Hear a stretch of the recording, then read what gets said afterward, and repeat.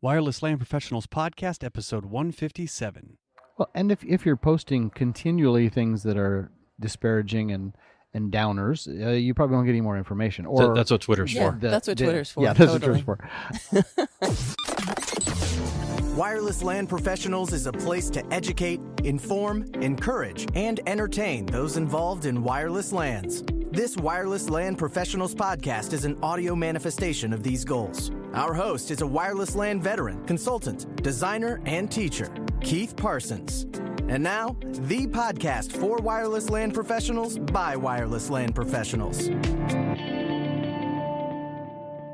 This is Keith Parsons, and I'm here with Jennifer Huber and Samuel Clements. How are you guys? Good. How are you? I thought we could just spend a couple minutes talking about how information about things in our industry flows around. So what's the flows from vendors, from users? Information, not packets. Information, communication. Information, not packets. What's the communication flow? So let's say a company has a new product. Okay. How in the other industries that I've been in, there's a official press release. They go to some PR firm. They write up a half-page or one-page issue. They say this is what happens, and then how does it trickle down into the world? You both work for VARs, and so you kind of have a unique position. You have on one side enterprises, your customers, on the other side the vendors who are, they want you to then go and push that stuff out. So what are the information flows you see right now, and how do you use it to stay on top of what's going on in the industry? Well, part of it is getting the PR newswire updates that you may have already subscribed to. Maybe you're subscribing to like Google News Alerts or something like that to be in the know when something is communicated from vendor of choice. Just for those who don't do that with Google, what's you want to describe that a little more? You can just put in a search query in Google News and be alerted whenever anybody writes an article that matches the term or matches the company and whatnot, and you can just get an email digest about news on a given topic. Those of us that are over 40 remember RSS feeds. Yeah, it's kind of like it's today's version of an RSS and feed. they're still available today. I have probably 10 of them that I've set up in Google, and then when anyone posts something of those terms, so if you don't know how to do it, look it up, Google it. Yeah, so that's one way to get news is just following a vendor or a term or something like that. You could also subscribe to the vendor's YouTube channel. Some are better at keeping them up to date with technical content or marketing content. Sometimes they will just update their website and have like a little, 5-minute video blurb on product XYZ. You may get helper communiques from your reps at the vendor company that keep you up to date. And maybe they have an internal communication that's not necessarily public that they'll send. There's lots of different ways to get information. You may tune into podcasts to find out about things and when people are interviewed. And so, we have podcasts in our industry. Sam, you've got one. I've got one. Royale's got one. Yeah. You actually have two. I forgot. we didn't bring our whiskey, so we couldn't do that one. But those are kind of independent. What's the information flows that are like official from the vendors outside? There is a press release. There are vendors that do have podcasts as as well. How do they give you the information on product? Hey, the new Cisco AP just came out. What was the process flow for that? Yeah, so as a VAR, you typically have some sort of an arrangement with your manufacturer. Typically, the stuff announced early under embargo or under NDA. That dovetails into early field trials and how you get exposure to early access to code and features, and there's a whole process of beta testing. Well, not even just beta testing, but taking feedback from users and pushing that into the manufacturer to say this user is looking for this feature for this type of an environment. So you're saying is even before the press release. Oh yeah, you're in much earlier on that. I've been involved in most some typically. UI feedback changes. Changes. There's advocacy programs. For example, the Cisco Champions program. There's a bunch of advocacy programs that are social media facing, where those manufacturers go and they engage thought leaders in the industry, if you will. But by and large, the official process is for example, let's pick on Cisco because they're the gorilla in the room, if you will. Cisco Live is their flagship marketing show, and they time most of their big product launches to release at Cisco Live. And so you go to Cisco Live US or EU or pick a Cisco Live event, and there's typically excitement around that product being generated because, hey, look, here it is. We released it. I've got it in my hand. I can show you, talk about it. In addition to all the various and sundry news releases that happened at that time. And so keeping on top of those as a VAR, you hope that you have a bit of a heads up on that stuff that's coming. As an enterprise, you can occasionally get access to that information if you have a great relationship with your manufacturer. That dovetails into the conversation around how you consume hardware and technology. And if you are quote unquote loyal to a vendor, those vendors may come back to you and ask you for information and feedback on their products, how to make it better. You then get in early on that cycle. And then as those products or features get developed, you get early access to those. So there's an interesting, almost incestuous relationship sometimes with the people purchasing the solutions, the people positioning and selling them, the manufacturers that are actually building them, and that cycle of information can be quite erratic, even at the best of times. Yeah, and if you're not part of that that care and feeding cycle, then you're probably going to be relying on the vendor's website to be updated with white papers or technical documents or design guides or like video. Or you're a smaller company that doesn't qualify, or you're in another country where it doesn't happen. Yeah. I've actually seen even really small companies that are small single branch companies that are ultimately loyal to a vendor that get information before some of even a lot of the really large companies. It's a lot of times it's trial by fire. If you are given information and you then turn around and leak that information or do something bad with that information or start sharing it with your 5,000 closest friends on Twitter, those relationships close up really quick. Well, those people have small Twitter followings. Right. So then independent. So that's when the vendor says this product does XYZ, and then the VAR says yes, this does XYZ because they sell it. Where do people go to find out a more independent view of the same thing? Either other people who have the same product and they're already using it, or independent voices. Well, there's nowadays a slew of independent bloggers that have access to using the software in question or the hardware in question that will tell you what they think, what their opinion is on the product XYZ, and maybe they do that from their website, from their blog. They could do that maybe from their employer's blog. It really all depends upon where that content is posted. You may see it in a company's forum, like their chat forum or blog forum on a site. But when you start sharing your opinion on a site like that, you're kind of beholden to that website owner's decisions on when they post it, how often they post it, whether or not they back down from vendor XYZ saying we don't like the tone of this post. So therefore, maybe something that you wrote will only be around for a little bit because it ruffled somebody's feathers and then it goes away. And that's kind of like what happens if you're not like running your own .com, then you're kind of beholden to the vendor or the company that's hosting your opinion for making decisions on whether or not your opinion is going to be left to stand once it's challenged. Well, and I can, though I don't always think it's the right thing to do, but if you're a vendor and you have a forum and someone puts disparaging information about your product or company on that forum, that's your right. You can totally limit to do that. Yeah, exactly. So that's their right. But if you are writing something, there are other avenues of getting information out. Oh, for definitely. But I was saying let me use a name for an example, like Computer World or Network World or like Tech Target, something like that. Like maybe you have contributed your content to a site like that, just totally as a random example, and maybe they get pressure from a vendor, or they still have advertisers. This hasn't changed since newspaper days. No, they're advertisers buy space, but then someone has to fill content to have something to sell. So what I'm saying is more like once you release that to somebody else to host it, then you can't. It's like out of your hands. Like your opinion, could disappear tomorrow because you're not writing your opinion on your .com. It's not under your control. Like if you're ranting on Facebook. Like you're on Facebook, right? It's not your content. It's ceased to be yours because it's out of your control. So if you're concerned about your opinion being under your control, then that's going to make your decision, based upon I want it to be on my website and not in Facebook or Tech Target or whatever. Well, and if you're posting continually things that are disparaging and downers, you probably won't get any more information. So Or that's what Twitter's Yeah, for. that's what Twitter's for. Yeah, that's totally. what Twitter's for. Or the you use both. I think you use the term embargo. Yeah. So if people, I mean, that's we hear that with, I don't know, shipping coming into a country. Yeah. What do you mean by embargo in this sense? So information that's shared to you that you have agreed to not release publicly or in any other forum until a certain date, until a certain trigger occurs.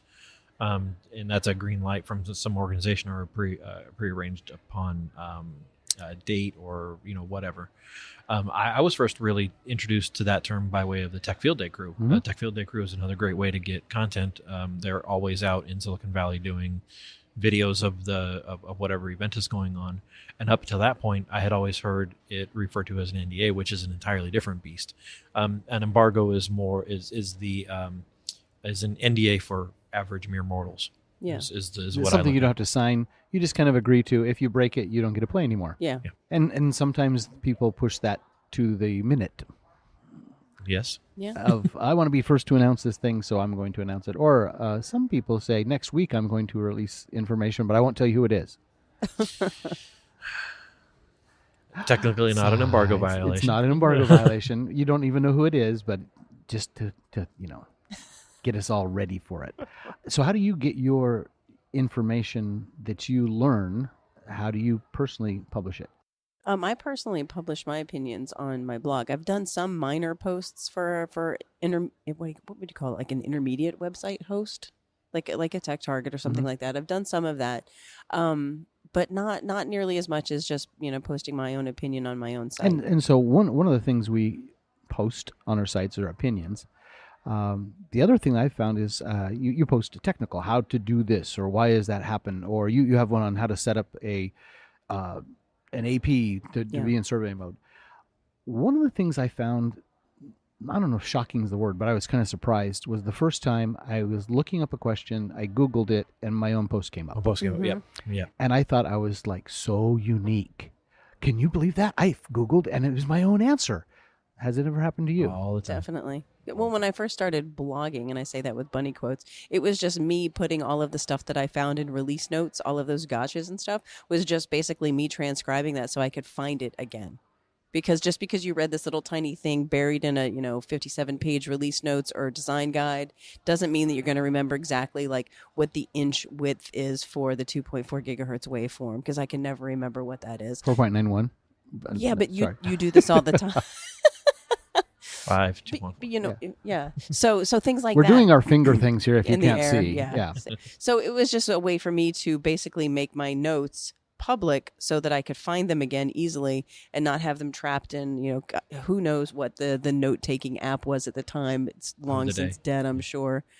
So that's what I started. I was just making notes. And I would even use like the bracket notes just so that people wouldn't see it and be like, this isn't really a blog. No, it's not. It's notes. Just notes. But I think everyone who blogs at some point has that same experience. So don't be afraid to blog. Yeah, no. Start a blog. Yeah. And then we have other social media, Facebook, Twitter, LinkedIn, Slack. Which of those do you play in, and which ones do you think people should get involved in? Well, if it wasn't for Jennifer, I wouldn't be on Twitter from so many years ago. So I have her to thank for that start. Twitter has devolved a little bit over time. It's really difficult to keep track of. It's really difficult to keep on top of. Yeah. And by nature, it's short, bursty comments, and those are really hard to get a cohesive thought out of sometimes. I tend to find myself preferring to go into the Slack groups where I can read paragraphs of comments and where somebody can state an opinion, then back it up with another opinion, and then back that up with fact or, whatever. They can describe how they arrived at somewhere, and you can more readily engage in a dialogue with somebody. To me, I find that more useful than the 140, 280 character burst of shots across the bow. Yeah, it's more like watching a ping pong match. I like Slack for the same reason. It's more conversational. I think it has a limit on size, though. Yeah, your stuff gets deleted after a certain time. Not just that size of the group size. Group size, Oh, and okay. not from some mechanical or hard fast number that Slack says you can have 120 people in here. It's just not. The conversations get too big. you can't. It takes way too many hours to play in it, Yeah, rather than in Twitter you can spend 10 minutes and catch up on a bunch waiting of stuff. in line and for the plane or yeah. whatnot.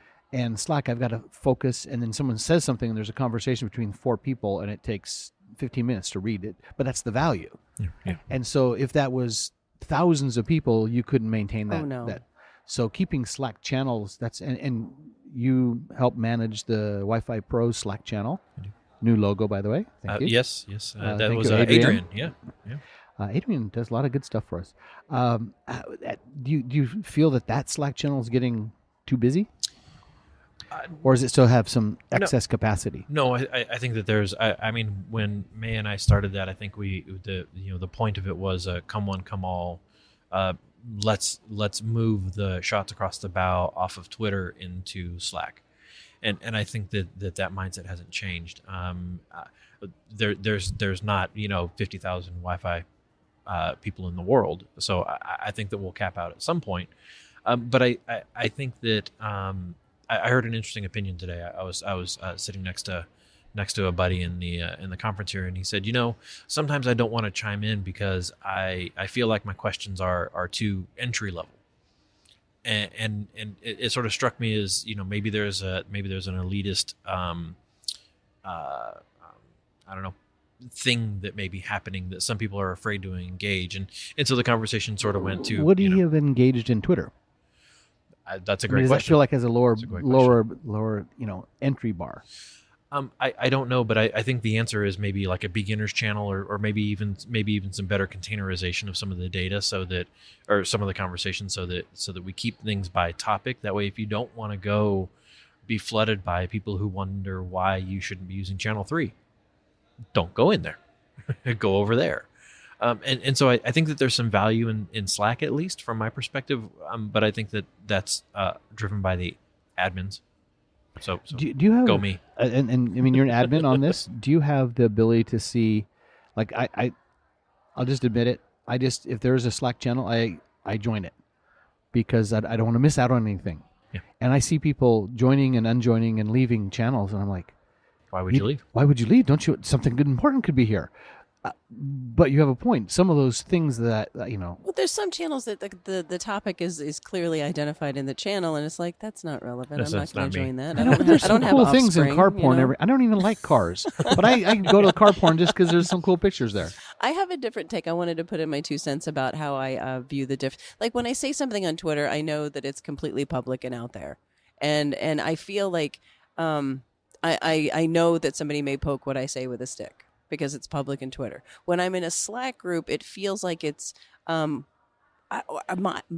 personally would like to feel that it's like a safe space. So if I make like an off-color comment, it's not taken out of context and like potentially used against me. And I think that the Come One, Come All Slack group, I don't know who all those people are. So I'm way less likely to like say something stupid because I don't know that it's safe. And like the internet, Twitter, like I know it's not safe, so I compose myself accordingly. So kind of a semi-public Yeah. Slack. And the other thing is on Twitter, you can search it. Yeah. I mean, I forget something I posted or something I read, I can always go find it again because it's forever. Yeah. Slack, I don't, like you said, Slack is not it kind forever, of cycles and, through and yeah, and kind of like a baby Snapchat, yeah. but for textual things. Yeah. So I think that I'm definitely less hesitant to like I want to know that it's safe. Like if I say something stupid or rude, or that somebody's not going to be like, "Did you see what Jennifer said?" and like screenshot it and like so. But if I do that on Twitter, then I know that it's so. I don't know. That's just my take on my weird thing with sharing of information in chats. Well, this whole topic was about how information about our industry is shared. We started with, from the vendor side and went to the more independent side. Just one last quick question. What's your favorite way to find out that there was Brand C came out with a brand new AP? What's your favorite way to find out whether or not you want to get more information about it? Probably from the Slack group. That's probably the way that I would hear about it through the grapevine, because I don't really pay attention to Twitter much unless people are talking specifically to me, because there's so much noise. Sam? How do I determine whether or not I want to go I mean, No there'd more. be like what's the piece of, I mean, because obviously you can get deep and really get into it with its product guides and everything. Yeah. I do that But- for all of them. Yeah. Do it Yeah. for as many of them as I And can then get my there's hands like the on. technical webinars, Yeah, product release webinars. I try and scoop it all up. Yeah, totally. As far as I'm concerned, you get the more exposure to the data that you get, the better the chances are you're going to find that nugget that you didn't know before. I will hear definitely a unique opinion, like a gathering of unique opinions from the Slack group that maybe I hadn't considered. Like, oh, I know this product's coming out, but like, oh, somebody's really been testing it, and like they know that it doesn't do this, that, or the other thing. Yeah, and I'll be like, oh, I didn't That's know again that. why I'm really jealous of your job. You get paid to actually stay on top of things. Yeah, That's good. yeah. I like it. I'm partial to it. That's one of those benefits. Well, thanks for your time. I appreciate you talking with the group. Again, how can people track you down, Jennifer? You can find me on Twitter at Jennifer Lucille, and if you mention me, you can rest assured that I will definitely chat back with you. You can find me on jenniferlucille.com, where I blog about things like sometimes Wi-Fi, sometimes traveling, sometimes making furniture. You never know what you're going to get. It's kind of random. Good combination. And on Twitter, you can find me at Samuel_Clements, and I blog at sc-wifi.com. And we'll have those all in the show notes. Thanks for your time, Thank guys. you. Tools review. In this section, we're going to talk a little bit about another one of the pages that's in the Wireless LAN Professionals notebook that we put together for WLPC. And this is an IP subnetting chart. As IT professionals and coming from the route switch world, we've thought about and talked about IP subnetting for a long time.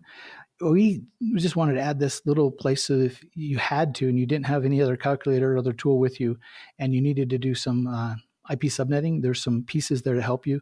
It's also useful when you're talking to your customers to be able to point to and show on a chart that looks official that you can say, see, this is why you want this subnet. This is the mask we're doing, how big it is, how many clients are available, what's the network address, etc. Just a useful piece of information that's kind of nice to have. Our next version, we're going to add to it a bunch of reserved ranges so that we'll also have reserved ranges there sitting there, as well as, we did some binary to decimal conversion. So you can see what the wildcards are for your subnet mask as well. And on the new one, that's not on the current one, but the next one out, we're also will have multicast ranges.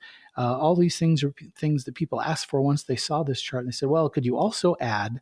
And the answer is yeah. So if you have anything else you'd like to add or you want to carry around with you with your notebook that you use as a reference, just let us know and we'll get them included in the next version of the WLAN Pros notebook. Thank you.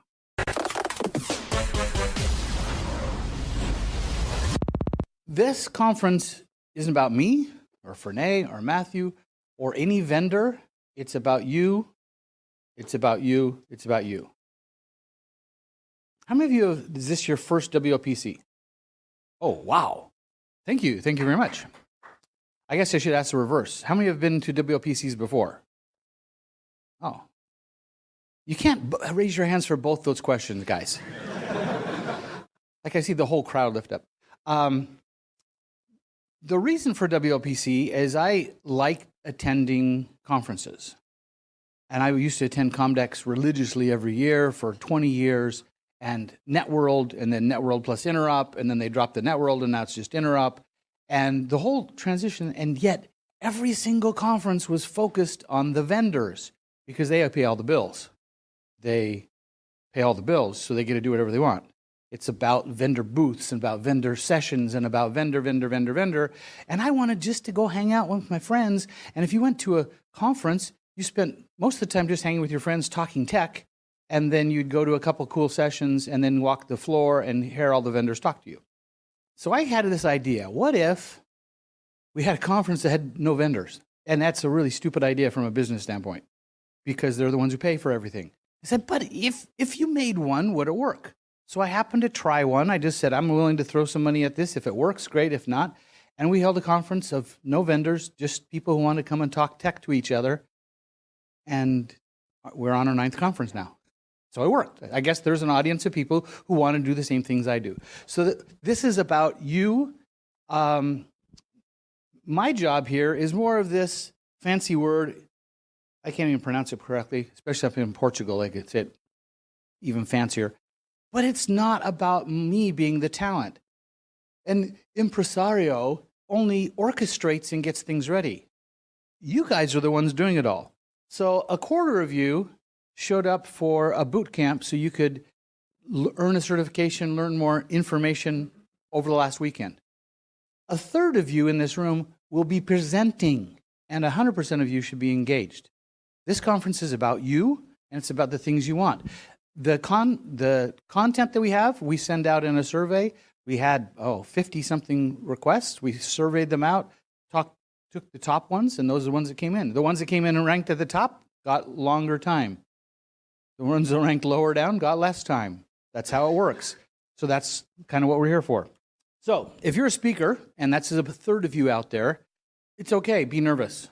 You can do this if you want. Other people in the audience are feeling the same thing.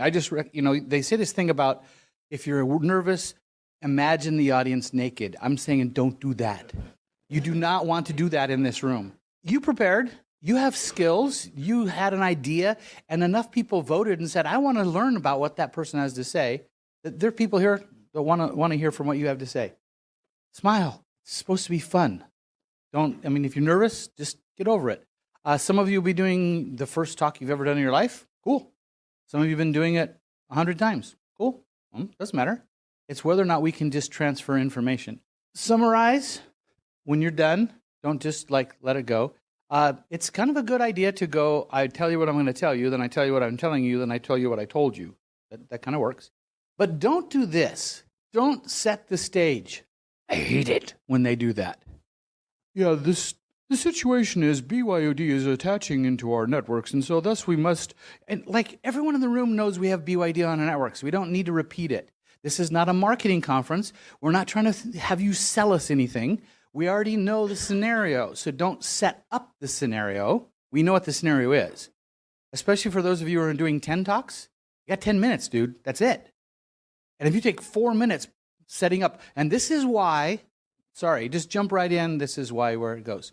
When I was in university, I had an English professor who said, we're now, and this was years ago, she was kind of prescient at the time, thinking ahead. She goes, we're now in a time when you have to present the conclusion first and then supporting material. And coming from an academics has always been premise, support.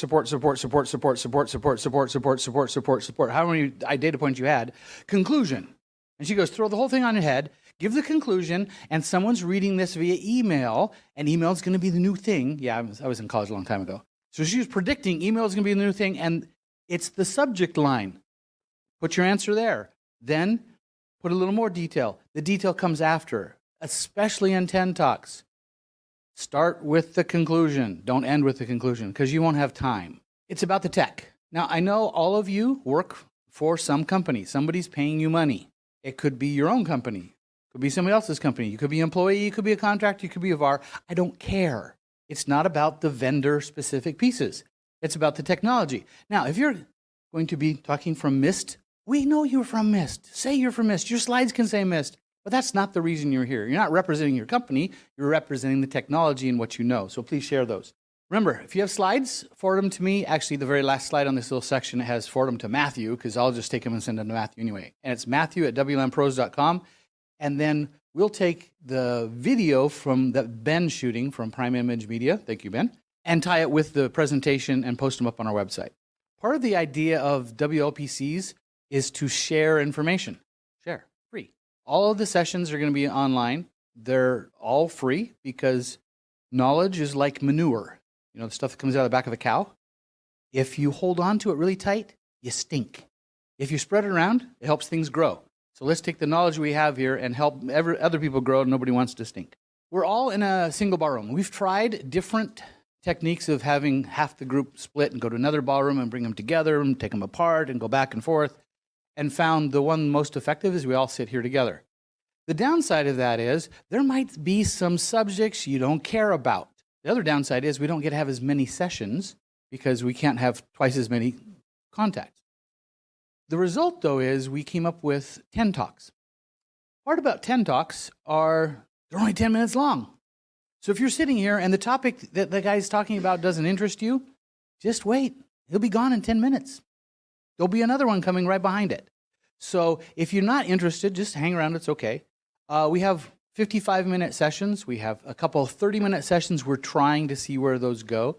And 10s. By the way, those of you talking in 10 minutes, you have 10 minutes.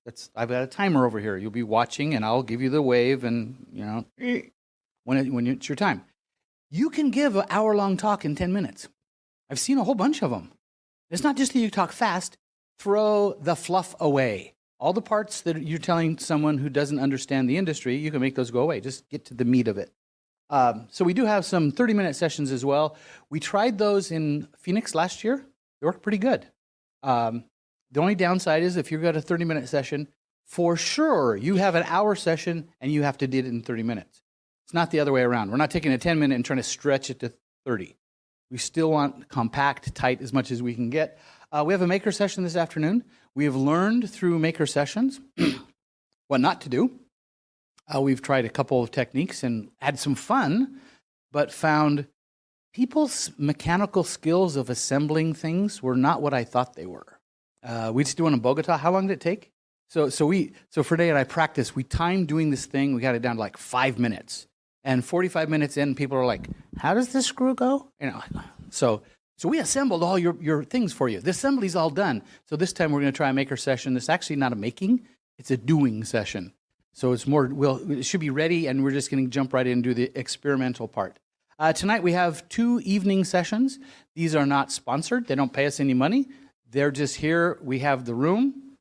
They have the people here, and there's an audience here. So if you want to attend, they will entice you with beer and pizza or something to eat and drink. And so both of which, it's just extra free training. You're here. Last, be kind. Don't fire up your Blake. You got nothing? Okay, just checking. He's got this nice little fun toy. Or if you have pineapples or Portapack Havocs or anything that can cause Wi-Fi harm, they're kind of fun. And you're finally in an audience where people could appreciate how cool you are that you were able to do it.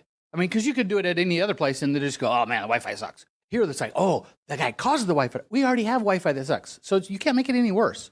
Don't mess with everyone. If someone's up here and you don't agree with them, don't boo. Don't throw things. We did have on our first one, we put Nerf guns on the tables so people could shoot if they didn't like it. And it was more just, if they say any vendor marketing, you can shoot them. That's okay. So if they're talking and they're very marketing based, then you can wad up paper and throw those. That's okay. But be kind.